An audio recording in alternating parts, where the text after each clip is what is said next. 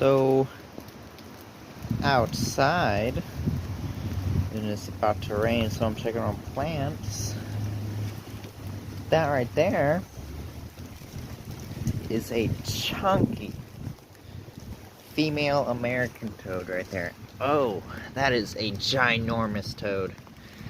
Just a gentle yoink. Look at this toad compared to the size of my hand, guys. Just a ginormous toad right there.